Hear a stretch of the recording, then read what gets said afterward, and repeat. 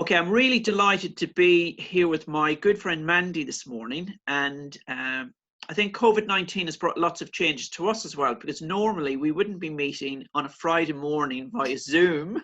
We would be probably meeting either in Barefoot, in Harbour or King's Heath, or probably in the plough over coffee. Yeah. So I think this kind of Zoom meeting kind of highlights how everything has changed, really. And I think Mandy and I have worked together for a long time. And I think what we're keen to do is to demonstrate that we are both still here Very for much all so, our yeah. for all our mums to be, and kind of new mums and more experienced mums.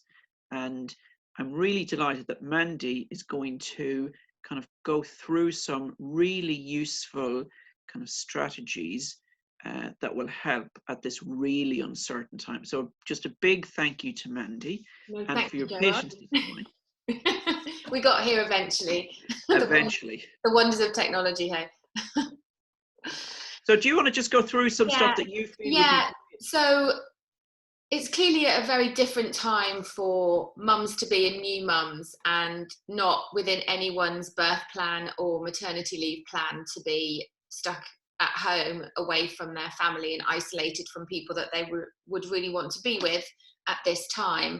So I'm seeing naturally people feeling more anxious and more nervous about birth and about how are they going to manage in the postnatal period. But actually I'm also seeing people kind of enjoying the benefit of the quiet as well. So perhaps if we start with mums to be.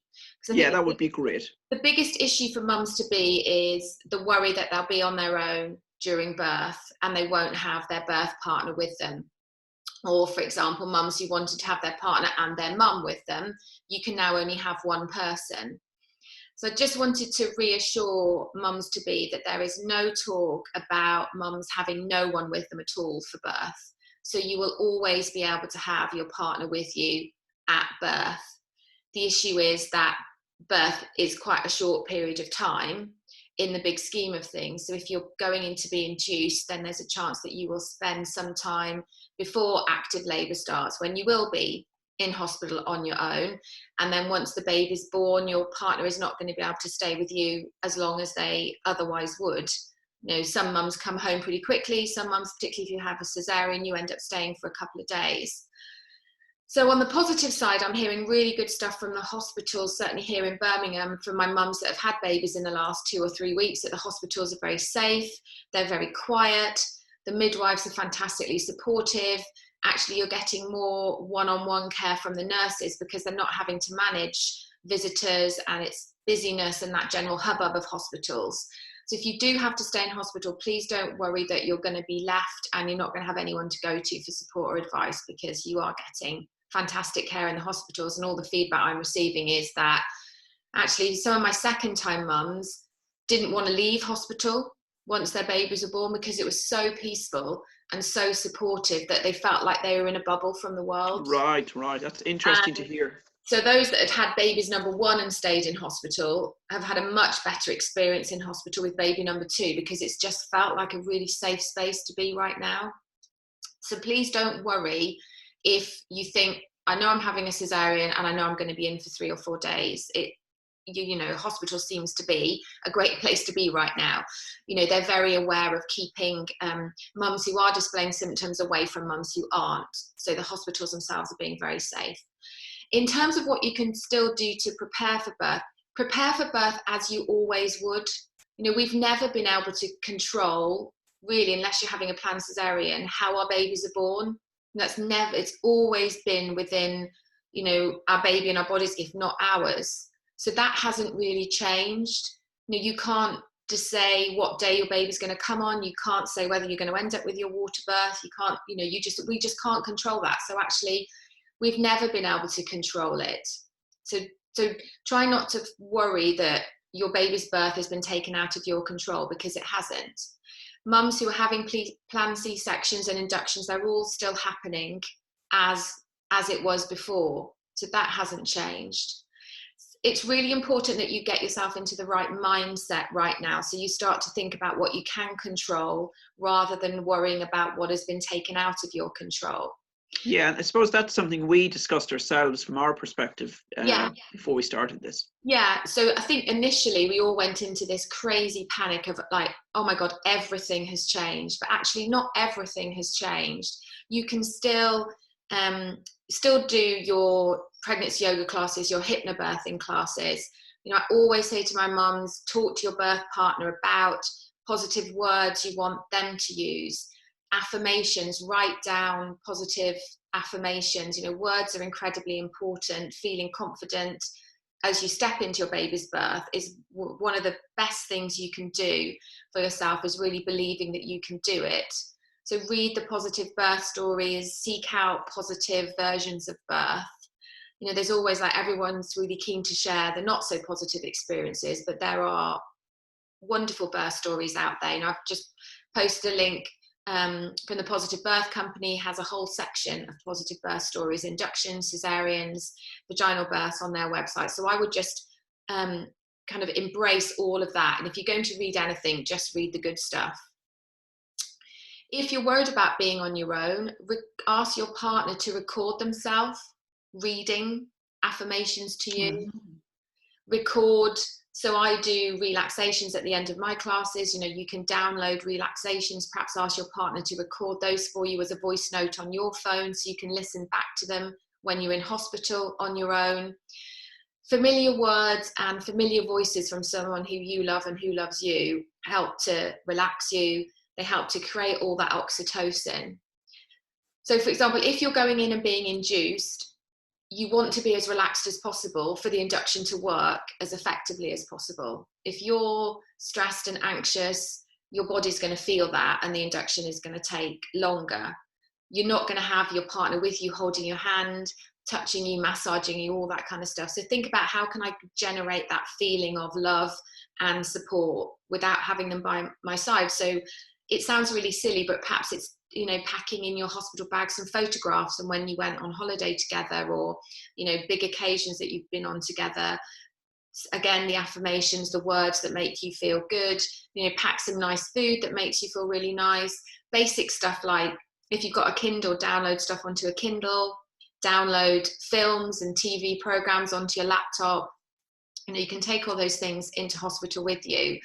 You know, have a really good conversation with your partner about, you know, what reminds you of being safe and what reminds you of being comfortable and happy. So that's one of the first things I would do. Practical stuff is, how can I replicate having my partner with me when they're not with me? What reminds me of them? Because you need to be thinking about generating oxytocin, feeling happy, feeling safe and secure. There's other things to do, like there's no reason while you're waiting for baby's birth you can't still be walking around your house, walking around the garden. You know, be very mindful. Just look at the flowers, enjoy the sunshine. We've had wonderful weather recently. If it's safe for you to go outside and you can, you know, as Gerard would say, if you're comfortable enough to do so, I'm sure you'd agree, Gerard, walking is one of the best things you can do to keep your body relaxed and open, and it switches off your mind at the same time. So I think, I suppose possibly one side effect of COVID-19 is, because with the exception of the key workers, everyone is working from home. So that sometimes does create a little bit of time to do some things for yourself. Yeah, and that means actually you have your partner with you in the run up to birth more than you probably otherwise would, because they would be at work and you'd possibly still be at work. So lots of mums to be are at home now when they otherwise wouldn't be, with their partners at home.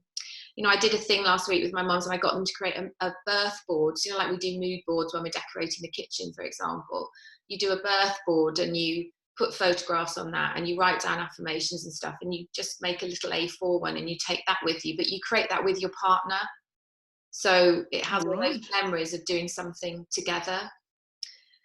So those are, and also be mindful of how your body feels. So be really mindful. You know, I go through checklists with my mum. So I say, don't wrinkle your forehead, don't clench your teeth, don't, you know, make fists with your fingers, breathe right the way down into your hips and pelvis. And if you did that practice, you know, 5 or 6 times every day, it just becomes natural and your body goes into muscle memory and mind memory, and then you can just replicate that wherever you are at the moment of birth or in that run up to your baby's birth.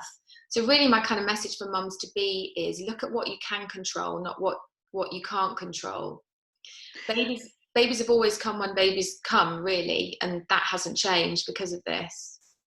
And I think from my perspective, and from what some of the mums are saying to me and the others in the clinic, is that it's at the minute, because everything has moved online, people are wondering, well, what sort of group should I join online? Because there seems to be a real explosion. But I think it's really important that we realize that this will end at some point. Mm-hmm. This will end. Yeah. And we will return to probably a different normality. So I think it's really important that people, join an online group, but that's based locally. Yeah. Such as the ones you do, Mandy, because the people in that group are people that you will bond with, but that at some point, hopefully maybe into the early summer, you will be able to meet them, whether that's in Harborne or Bearwood or Kings Heath or Moseley, or rather than joining a group that's based maybe somewhere geographically quite distant. Yeah, and you can get loads of free resources, which are great, but they are just downloading a video. There's no interaction. So I run my Zoom classes in exactly the same way as I do my in-person classes. We talk at the beginning, we go through breathing, yoga, relaxation, my pregnancy class, and we talk again at the end. And I do that in all my mum and baby classes. And the feedback I've had from mums, because I also do virtual cups of tea, so 3 times a week I have hour slots where anyone can just dial in via Zoom and we just talk about whatever people want to talk about, that they've actually created stronger relationships with mums in their classes than they thought they might have done in person, because they felt more comfortable about speaking in this format, because we've all kind of been thrust into this new world, haven't we? So we're all on a level playing field in a way. So I've had really positive feedback that you're still creating communities, so you still need to find your local classes, create your, we have WhatsApp groups and Facebook groups, and still ask those questions and still build your tribe. So it's really important to not think, NCT's online, you're doing stuff online, I'm doing stuff online locally. Don't pull back and think, well, there's no point in me trying to do anything because it's just not going to work. It really does work. And particularly postnatally as well, you need your new mum friends. They are an absolute godsend. They make a huge difference to how you feel emotionally when you've had a baby. So you certainly, I would say, if you can, find a local class, whether you're a mum to be or you're a new mum. Particularly the new mums, don't sit at home feeling worried and anxious or isolated. Because it's a joyful time, but it's also, we've been there. It's also a very challenging time. Really challenging, and it's never, I don't think it's really ever quite as you expect it's going to be. And you can read all the books, but nothing prepares you for bringing that baby into the world and having to look after them. And having other people who are experiencing it with you makes a huge difference. So please, new mums, don't think, oh, there's no point doing an online class or meeting mums this way. I'll wait until the world's got back to normal, because we don't know when it's going to go back to normal. It could be 6 weeks, it could be 3 months for all we know before we're able to do classes and things. So embrace the new world. It is really, really helpful. And particularly for new mums who thought, well, I hope my mum was going to come and stay with me for a few weeks and now she can't stay. Yes, I might have my partner at home, but not everyone has that, because partners are key workers. So you really need to reach out. You can still get breastfeeding support and tongue tie support, physio support, yoga and everything I do online. You just have to embrace it. I think the other thing that there's been a lot of uncertainty or anxiety about, particularly probably for some of the kind of mums to be, is whether their hospital appointments will go ahead. And I think from speaking to colleagues in the hospitals, I think, and you'll be able to speak more about this, Mandy, is that some of those non kind of urgent appointments may move to, a bit like this, they may move to telephone or Zoom, but those necessary appointments will still go ahead. Because I think people are worried about, well, will they get kind of normal kind of antenatal care? Yeah, you do. So all your scan appointments and important appointments like that, you should go to, but you have to go by yourself at the moment. If you're unsure whether or not, phone your midwife or the hospital, though it can take ages to get through, to just check that you should go. But all antenatal appointments are going ahead as normal. The postnatal checks are, midwives that called health visitors are kind of coming on like day 5 and day 10, but they're only trying to come twice, and then they're very short visits. It's more if you're worried and you think we should see you, call us, rather than we're going to drop in. But they are still coming to see new mums. You know, the home birth team based at the Women's Hospital is still doing home births and still doing the antenatal and the postnatal checks in person. Where things can be done on the phone, they're being done on the phone. But you should always make sure when if you're having baby, by the time you leave hospital, if that's where you're having them, you've got a full list of phone numbers of everyone you need. So your midwife, your health visitor, breastfeeding support, all that kind of stuff. Make sure that you've got all the phone numbers of everyone you need when you come out. That's really good advice, actually. Or whether you have your baby at home, that there are all this information is available, because obviously the hospitals and midwives are aware of how mums are feeling, so they know it's all there. You might just have to ask, because everyone's so busy at the moment. And don't sit at home thinking, oh, I can't phone my health visitor because she'll be really busy. She will be really busy, but that's her job, and your health and safety and that of your baby are most important. So make sure you've got all these lists of numbers, and so you haven't got to scrabble around trying to find them when you need them. And if you really need to see someone, they will come out. Obviously, they're trying to limit that interaction.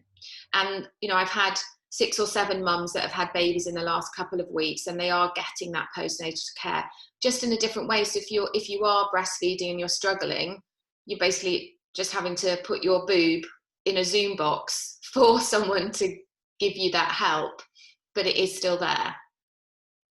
Mandy, that's been amazing. I always find you really, really inspiring. And I've seen lots of mums that you've looked after, and they speak about you in a very emotionally